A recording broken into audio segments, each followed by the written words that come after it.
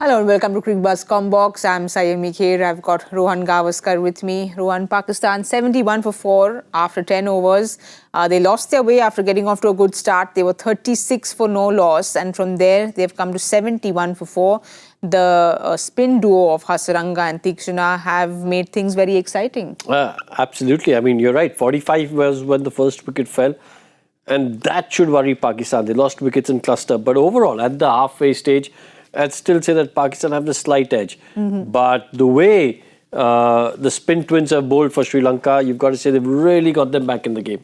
You know, that last over we saw Karunarathne come and bowl. You think they took the pressure off a little bit? They should have stuck on with the spinners maybe? Well, they could have. But I think what the thought process there was, there's a bit of pressure right now. Let's try and sneak in one over. See if we can sneak in an over and get maybe not necessarily a wicket, but even if it's a 3 or 4 run over, job well done. Yes. Because you've got one over in when you're thinking the batters might not be too aggressive and take a chance or two because they've just lost wickets in the cluster. But the other way of going about this game is thinking, look, with defending 133, let's pretend it's an 18-over match. Bowl out our best bowlers by the 18th over, and hopefully by the 18th over, even if they've not got them all out, if they're 8 down, it still leaves you with a chance, because then you expect your other bowlers to bowl and do the job against number 10 and 11. Yes.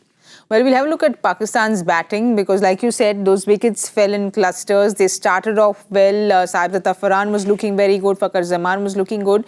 Once they fell, those wickets just started tumbling. Again, the captain, Salman Ali Agha, just couldn't pick Hasaranga. Yeah, and even Saim Ayub, the kind of batting form he is in, Hasaranga was too hot to handle. But Tikshana with the two, I've got to say 2 big wickets, because there were 2 batters who looked to be in touch out there.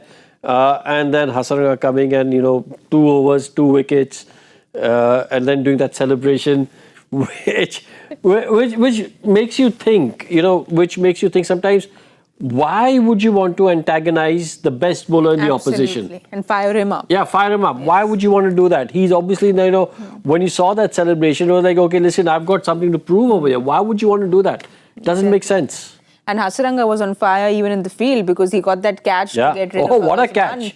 This one of the catches of the tournament. I mean, if, back in the day, there used to be a best catches tournament, best catches of the tournament clips, and you'd have 6-7 catches. If we had that right now, this would be right up there, because it was an unbelievable catch. Low, he just stuck his hand out. The ball, stuck is the right word. Boom. Yes. But just one of those catches which I think will go into Hasaranga's highlights reel at the end of his career. Yes. He'll forget the wickets he's taken. He'll be talking about this catch. Yeah, this catch is the catch that will stick in his memory for very long as well. We'll have a look at the bowling. They've used 6 bowlers already. The spin duo, of course, have done very well for them, picked up those 2 wickets each. But otherwise, Tushara has been expensive for them, and that's something that, if that was different, things would have been different, right? Yes, but you will still rely on Tushara to come in and maybe finish his quota, as will Chamira, Tikshana and Hasaranga. So you've got 2, 4, 6, 8 overs there, and then you're going to split the remaining overs between Hasaranga and Karunarathne. But like I said, you've got to try and treat this as an 18-over game. Maybe pick up another couple of wickets in the next 3 or 4 overs if you're Sri Lanka, and put pressure on the lower order of Pakistan. I didn't see that. So Shanaka hasn't bowled yet. Do you see him coming in, maybe bowling over or 2? Maybe, but you don't really need to. The fact that out of the 10 overs remaining, you've got 8 from your frontline bowlers. You want to use them, finish their quota off. And then if your other 2 haven't really done a job, then you get Darshan Shanaka in. Well, Tikshana is bowling his 3rd right now. And we know with Pakistan, they do bat deep, because we've seen Shaheen Shah Afridi. He's also been kind of scoring the big runs for them. They've got Nawaz to follow as well. So they have the batting, because they know they're chasing just 130. Yeah, and I was just going to say, because they bat deep, that's why I said Pakistan, for me, still slightly ahead of Sri Lanka. Also, the fact, like you rightly said, they know what their target is. So they don't have to try and be too aggressive, and in trying to be too aggressive, lose a couple of wickets. They can pace the remaining 10 overs.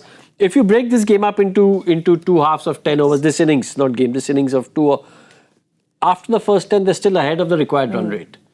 So in the second half, yes, they've lost 4 wickets. But in the second half, if they bat sensibly, they should be able to get it. We thought this should be a walk in the park. It's not turned out to be. But if they bat sensibly, they should still cross the line. Well, the Sri Lankan spinners had other plans, but let's wait and watch and see if Pakistan go about things sensibly or the spinners come and get a few more quick wickets. We'll give you all the updates in our post-match show. Thank you so much for watching Cricket Buzz Combox.